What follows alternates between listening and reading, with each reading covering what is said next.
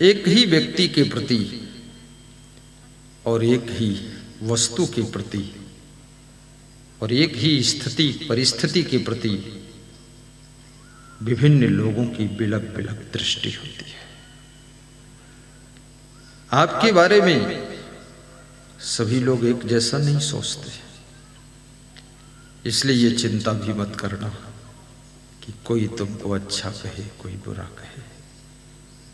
गुलाब को फूल को देख करके कोई कहे ये बहुत सुंदर है, तो भी गुलाब पर क्या फर्क पड़ता है, और कोई कहे ये फूल सबसे ज्यादा बेकार है। गुलाब का फूल इस बात की चिंता नहीं करता है कि मेरी कोई वाह वाह करे या मेरे को कोई गाली दे। जो भी करे सो करे, वो अपने समय पर खिल जाता है और वातावरण को सुगंधित कर देता है। आपका भी यही धर्म होना चाहिए।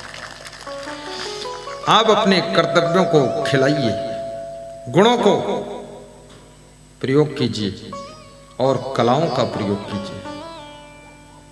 अच्छा और बुरा कहने की परवाह मत कीजिए, क्योंकि इस झंझट से भी आपको पार होना है। भगवान श्री कृष्ण ने कहा है, मानापमानयो तुल्य तुल्य मित्रादिपच्छयो सर्वारंभ परित्यागी गुणातीता स उच्यते। जो सम्मान पाकर फूलता नहीं है और अपमान पाकर के जो रोता नहीं है, और जिसको सम्मान मिलने पर भी अभिमान नहीं आता है और अपमान होने पर भी जो दुखी नहीं होता है, श्री कृष्ण कहते हैं वो गुणातीत पुरुष होता है। वो संसार में दुखी नहीं होता है, वो हमेशा हंसता रहता है। श्री कृष्ण भगवान हंसते रहते थे। इस संसार में हंसना कठिन है, फंसना आसान है। जगह जगह फंस जाओगे, और जितना फंसोगे फिर कभी नहीं हंसोगे। जो कहीं नहीं फंसेगा वो हमेशा हंसेगा। खुश रहने के लिए नशा व्यसन के फंसाव से भी बचना जरूरी है।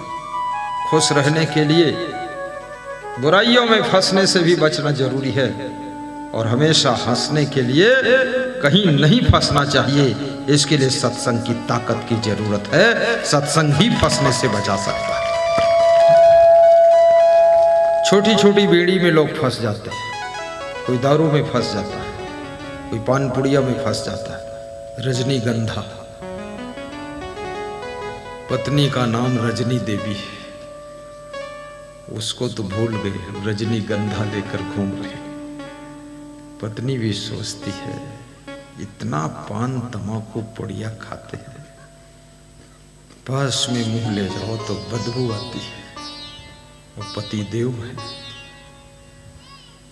पति देव कहा जाता है, और स्त्री को धर्म पत्नी कहा जाता है। देव शब्द कोई साधारण शब्द नहीं, देवता के गुण आप में होना चाहिए। और मनुष्य दंभो दर्पोभिमानश्च क्रोधा पारुष्यमेव च अज्ञानम च अभिजातस्य पार्थ संपदम भसूरि। याद रखना, जिनमें दंभ है, अभिमान है, घमंड है, क्रोध बहुत है और अज्ञान घोर अज्ञान है, और जो लोग हमेशा गाली बकते रहते हैं, ऐसे लोग श्री कृष्ण कहते हैं कि वो आसुरी प्रकृति के, अर्थात वो निशाचर है। ना वे शांति कभी पाते हैं और ना उनके साथ वाले शांति कभी पाते हैं। आपके भीतर जो क्रोध उठता है, गुस्सा, कब आती है गुस्सा? जब आपको प्रतिकूलता पड़ती है, जब आपको कुछ बुरा लग जाता है। लेकिन याद रखना, ये क्रोध आपकी उन्नति को भी रोकता है, क्योंकि जितने लोग आपसे जुड़े हुए हैं, आपके अंडर में काम करते हैं, उनकी बुद्धि आपके लेवल की नहीं है, उनकी सोच, उनका संस्कार आपके अंदाज का नहीं है, उनका ग्रेड बिलक बिलक है, उनको क्षमा ही करना पड़ेगा। कभी थोड़ा डांट दो, कभी माफ कर दो, कभी मुस्कुरा दो, कभी समझा दो और कभी छोड़ दो, और कभी थोड़ा धमका दो। धमकाने का मतलब डंडे से नहीं धमकाना, शब्दों से कि गलती करोगे तो आपको सर्विस में नहीं रखेंगे।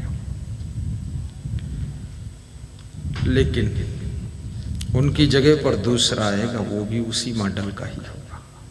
उसमें भी एक कमिश्नर की पत्नी कह रही थी कि हमने इतने मंडल बदल गए, सब हो गया, लेकिन जहां जाती हूँ ये सब कर्मचारी उसी मॉडल के मिलते हैं। तो मैंने 10-20 जिलों में, मंडलों में बहुत डाटा फटकारा, सब उलझ गई, मेरा बीपी हाई हो गया। मैं अपने पति पर भी नाराज होती थी, तुम क्यों नहीं डांटते हो? तो बोलते थे एक ही लोग काफी इंजेक्शन लगाने के लिए, हमें अपना काम करने दो, 6 जिले डील करना है, इस इतने साधारण व्यक्ति को मैं डांटूंगा? बोले मैंने भी सीख लिया है कि गधे को पीट कर कभी घोड़ा नहीं बनाया जा सकता है, इसलिए गधे को उसी ढंग से काम ले लो जैसा गधा है, बाकी इसके पीछे स्वयं गधा मत बनो। बहुत प्रॉब्लम है संसार में। जिसको अच्छा कर्मचारी मिल जाए, अच्छा बेटा मिल जाए, अच्छी क्वालिटी का पति मिल जाए, अच्छी ग्रेड की पत्नी मिल जाए, बुद्धिमान संस्कारी और महान शिष्य मिल जाए, और जिसको महान से महान गुरु मिल जाए, इससे बड़ा और सौभाग्य क्या हो सकता है? उनके जीवन में सुख बरसता है। बोलिए सद्गुरुदेव की जय। क्योंकि आपका दुख सुख सब इन्हीं लोगों से जुड़ा हुआ है।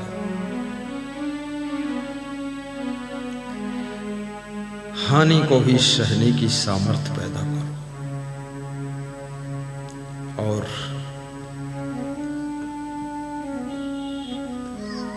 अपने स्वभाव पर विशेष ध्यान रखो, क्योंकि इस मायावी संसार में धीरे धीरे स्वभाव बिगड़ जाता है, धीरे धीरे वाणी बिगड़ जाती है, चिड़चिड़ा स्वभाव हो जाता है और धीरे धीरे आदतें भी बिगड़ जाती है।